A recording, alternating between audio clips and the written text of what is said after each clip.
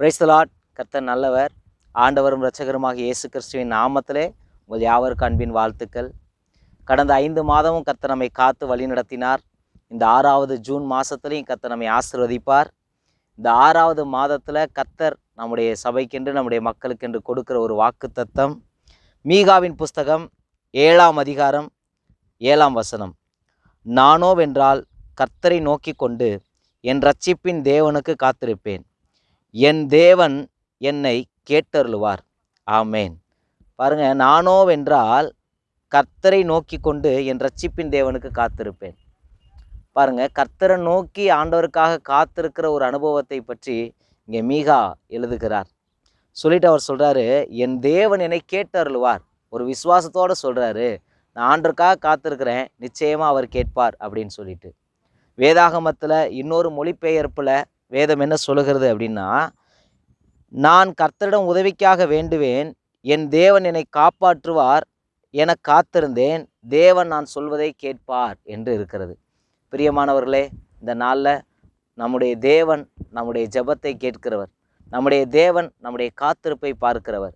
இன்றைக்கு யாரெல்லாம் விசுவாசத்தோடு தேவனை நோக்கி காத்திருக்கிறீங்களோ, எந்தெந்த காரியத்திலெல்லாம் தேவனை நோக்கி பார்க்குறீங்களோ அந்த காரியத்திலெல்லாம் கர்த்தர் ஜெயத்தை தருவாராக. வேதாகமத்தில் யோசபாத் என்கிறதான ஒரு ராஜாவை குறித்து நாம் பார்க்கிறோம். அந்த ராஜாவுடைய காலத்தில் பல ராஜாக்கள் ஒன்று சேர்ந்து யுத்தத்துக்காக அணிவகுத்து வருகிறார்கள். யோசபாத்துக்கு என்ன செய்கிறதுன்னு தெரில. உடனே அவருக்கு தெரிஞ்ச ஒன்று தேவ சமூகம். தேவனை நோக்கி பார்க்கிறார். ஆண்டவரே, நிற்க எங்களுக்கு பலனில்லை, நாங்கள் என்ன செய்வதென்று வழி தெரியவில்லை, எங்கள் கண்கள் உண்மையே நோக்கி கொண்டிருக்கிறது என்று சொல்லி உபவாசத்தோடு தேவனுடைய ஜெபத்தை, தேவனுடைய முகத்தை தேடிக்கொண்டிருக்கிறார். அந்த நாட்கள் பாருங்க, அவ்வளவு சத்துருக்கள், அவ்வளவு ராஜாக்கள் வந்திருந்தாலும் எல்லாவற்றிலிருந்தே கர்த்தர் காப்பாற்றினார். பிரியமானவர்களே, கர்த்தர் உங்களே அப்படிதான். ஒரு ஆபத்து நேரத்தில் நீங்கள் தேவனை நோக்கி பார்க்குறீங்களா? ஒரு இக்கட்டான நேரத்தில் தேவனை நோக்கி பார்க்குறீங்களா?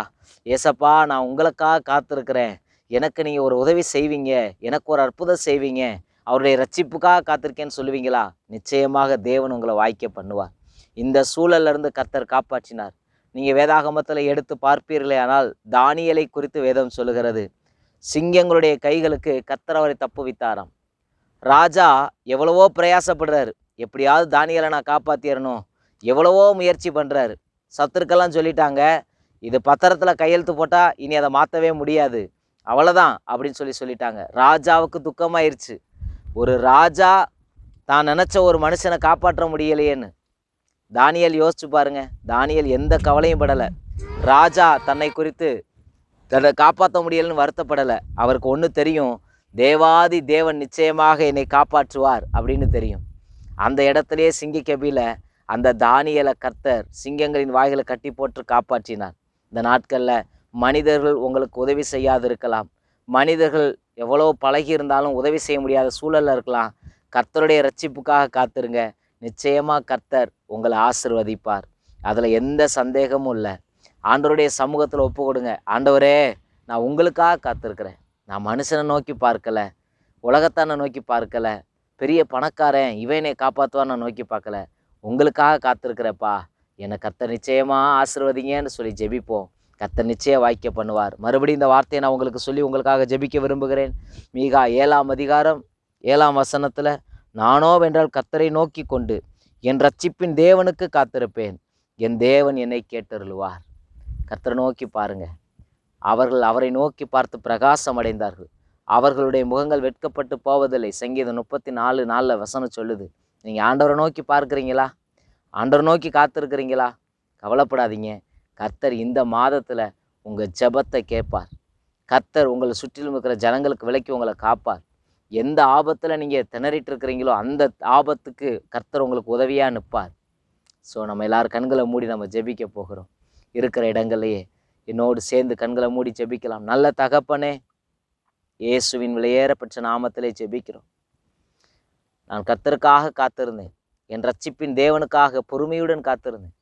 அவர் என்னிடமாய் சாய்ந்து என் கூப்பிடுதலை கேட்டார். உங்கள் பிள்ளைங்க யார் யாரெல்லாம் காத்திருக்கிறாங்களோ, உங்கள் வார்த்தைக்காக காத்திருக்கிறாங்களோ, உங்கள் சத்தத்துக்காக காத்திருக்கிறாங்களோ, இந்த சூழலில் தேவன் தான் எனக்கு அற்புதம் செய்ய முடியும், வேறு எந்த காரியத்தினாலே அற்புதம் செய்ய முடியாதுன்னு உங்களை நம்பி இருக்கிறாங்களோ, அதில் காரியங்களை வாய்க்க பண்ணு சுவாமி. அதில் ஜெயத்தை தாரும். உங்கள் பிள்ளைகள் சோர்ந்து போயிருக்கிறாங்க.